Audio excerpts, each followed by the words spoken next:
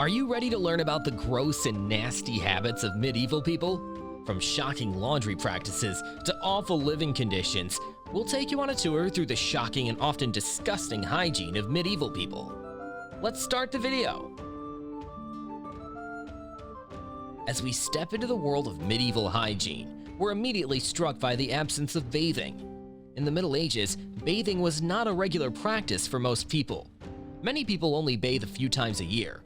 Too frequent bathing was regarded as unhealthy, since it was thought that water may rob the skin of its natural oils. The bulk of individuals in the Middle Ages also did not have the pleasure of a private bath. It was simply too costly and too consuming to own one. And even though there were public baths and hygiene practices differed per region, the truth is that people still didn't bathe nearly as often as we do today. So, how did medieval people stay clean?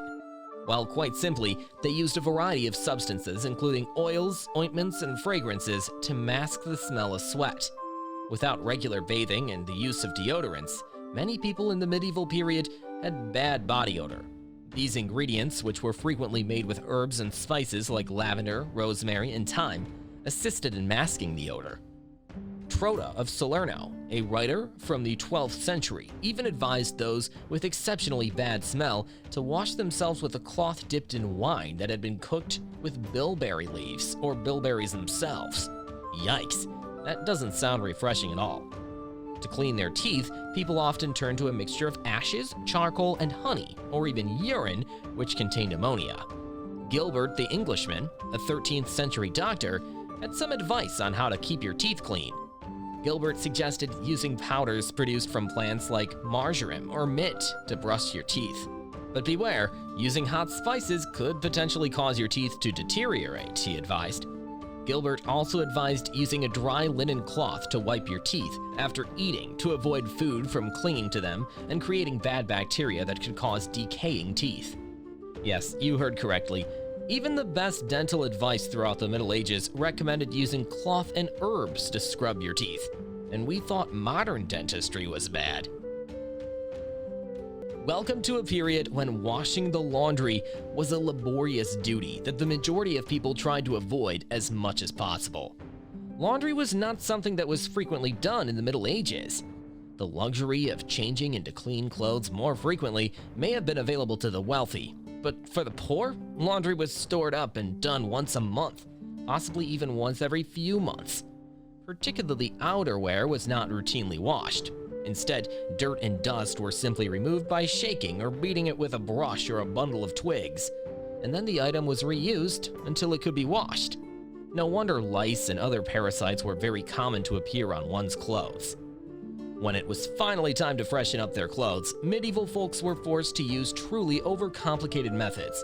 They had to start by gathering water from wells, lakes, fountains, and rivers that were frequently tainted with garbage, sewage, and other filth. And even if they were fortunate enough to have access to clean water, they still had to heat it over a fire or stove, which required a lot of time and labor. Medieval people had to wash their clothes by hand with lye soap, which was created from wood ashes and animal fat, after the water was hot enough. This soap had a strong, unpleasant smell and was rough on the skin. People in medieval times had to rinse their clothes in the same filthy water they had used to wash them, which frequently made the clothes smell and appear worse than before. And if that wasn't bad enough, they had to hang their clothing outside to dry, exposing them to filth, dust, and other unsavory substances.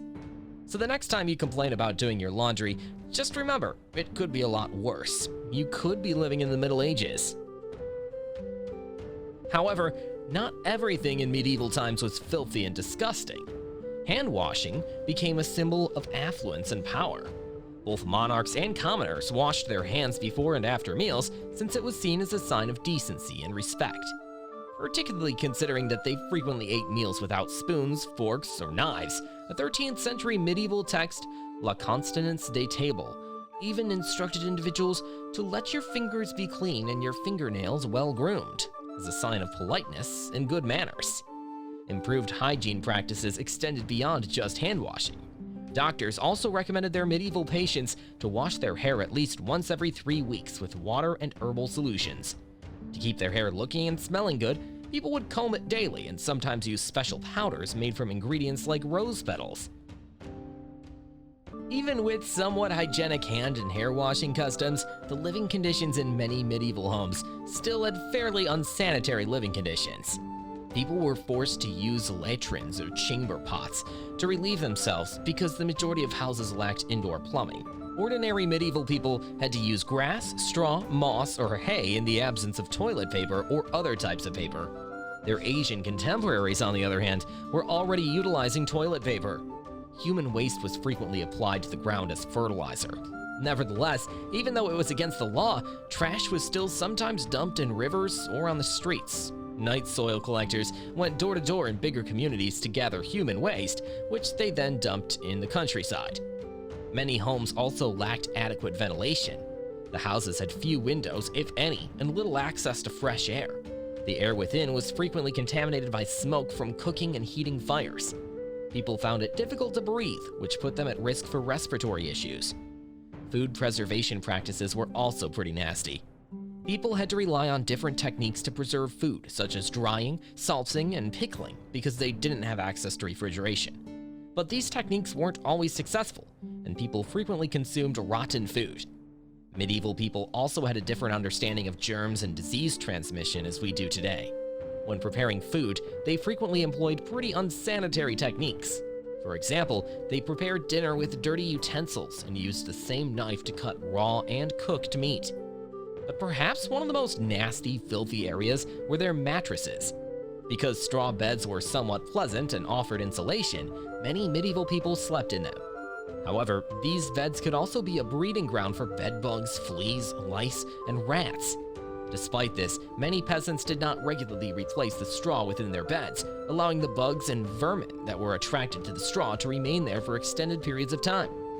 People would combine scented flowers and herbs like mint, chamomile, and lavender with the straw to deal with this issue. This made the bed smell good and helped to keep the pests at bay. Peasants also got wool blankets and linen bedding if they could afford them. As we've seen, by today's standards, medieval hygiene techniques were quite disgusting.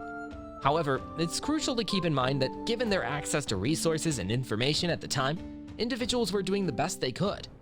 We can be appreciative of the advancements in sanitation and hygiene that have been made throughout the ages and continue to work toward achieving even better health and well-being for everybody. This is it, everyone. Which of these medieval practices do you find the most disgusting? Let us know in the comments. Make sure to subscribe to the channel so you will be the first to know about our new videos filled with crazy history facts.